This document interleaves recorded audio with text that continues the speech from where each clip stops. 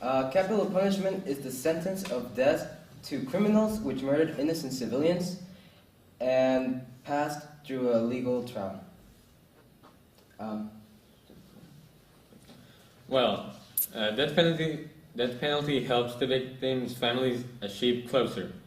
By this, it means that when they use the death penalty, the criminal will, when he dies, the family will feel more safe, will feel safer because they won't have the fear of him escaping, or when he gets out, he will try to find them and kill them.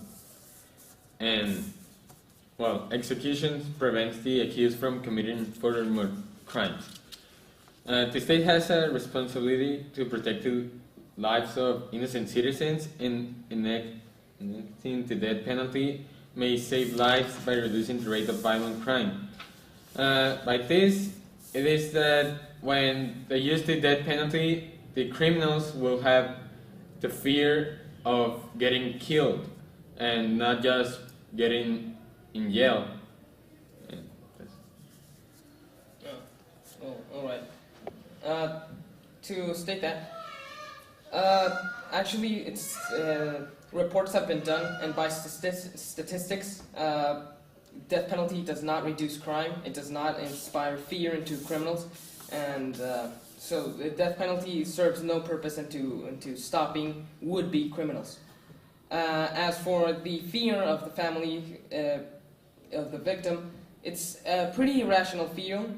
If they put this said murderer in a maximum security prison, he's not going to escape, and even if he does, he's not going to spend 5-6 years trying to find that family and hunt them down.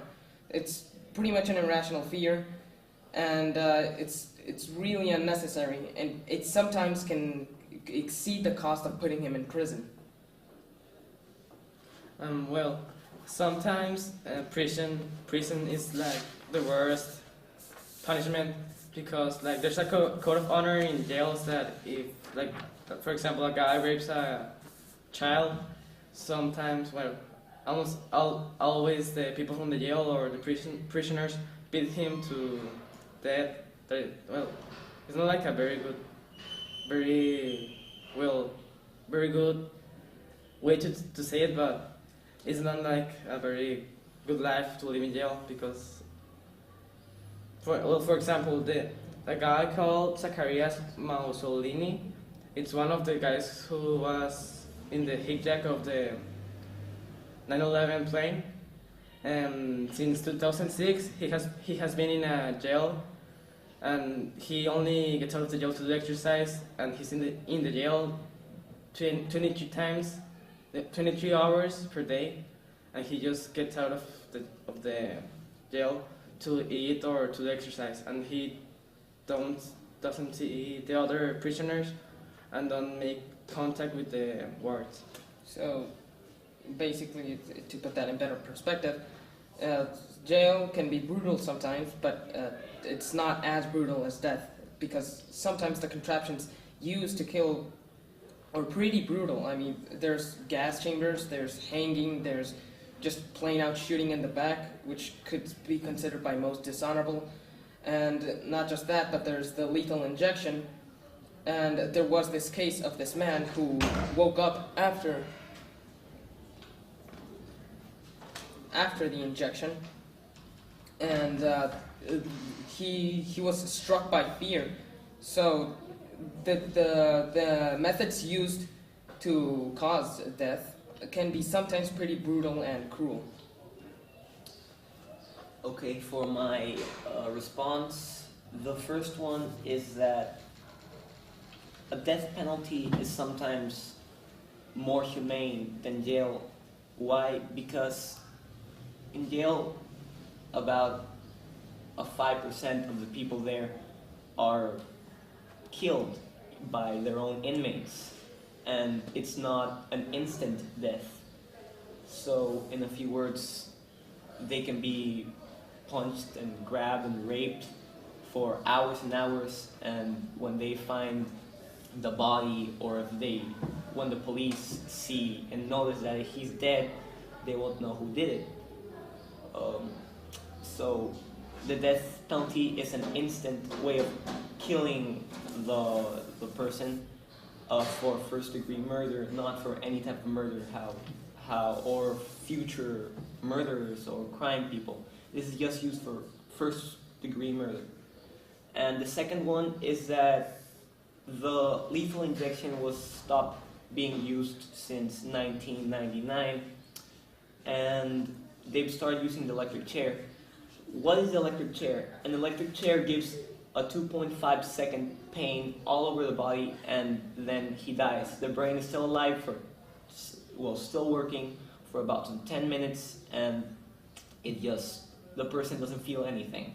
It's an instant death, so it won't be that brutal as shooting, which isn't used anymore. Still, the fear remains, and the person who's put in that chair, being sat down and told that you are about to be electrocuted, causes some real trauma. And going back to what you said, yes, prison can be brutal sometimes, but that's mostly for people who've committed other types of crimes. Again, first-degree murder is not worthy of a death penalty, because those people are going to be put in prisons of maximum security, where these types of things where other inmates some inmates kill other inmates, and other stuff that it's too snuff to talk about right here happens. It's just better for the murderer to be put in a maximum security prison rather than be killed. And as for those kills inside jobs within the prison, they're from criminals that were convicted by other stuff, not for first-degree murder. Yes, but returning to my point, which I'm saying that death penalty is used only on first-degree murder. When you started this, you said that it was used on future murders, and no, this is only used on people that killed somebody with bare hands. They were seen. It's called first-degree murder. It's not second-degree. It's not wannabe murder. It's first-degree murder. And as for the person being in shock, many people, before they are killed or before they are put in a chair, they repent. Why? This gives them time to think about what they did. There's a priest that comes and repents him from anything if he's religious.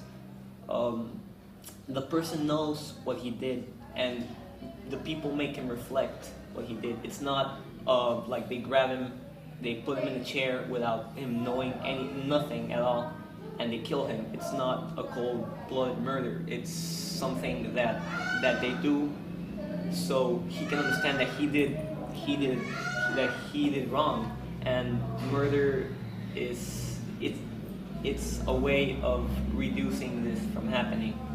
But still, what's the point in that reflection if he's about to die? He's 2 seconds away from dying. He reflects. He says, "Oh, yeah, I did wrong." But what's the point? You're gonna die now. If you were to make him reflect and then put him some time in jail, then let him free. If he has reflected, he will be a better person. But if you just give him a second of reflection right before killing him off, what's the point?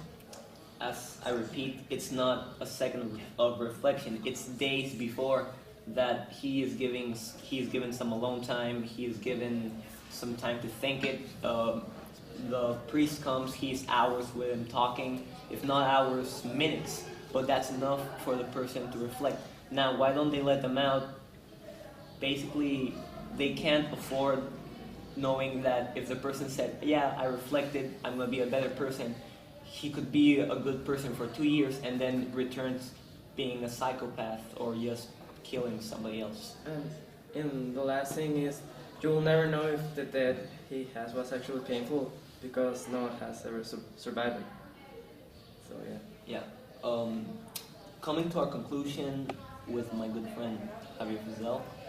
In our conclusion, we are sure that the death penalty is the best way to not only deteriorate crime and prevent it, but also to make a closure to the families and drop the criminal rate. As harsh as it seems, this is the only way to completely secure no more crime for murderers. And that's it. Thank you. Okay. As for our conclusion, we have to say that that's not true. It's based on statistics in states that do allow death penalty and states that don't. Death penalty does not deteriorate crime. It does not scare away other criminals. And the irrational fear of, and there's an irrational fear in families. So putting him in jail isn't really that bad. So for our conclusion, it's a really unnecessary thing. And even if you don't think of it as in that perspective, it sometimes can be even more costly if you want to see it that way. So Yeah. that's it.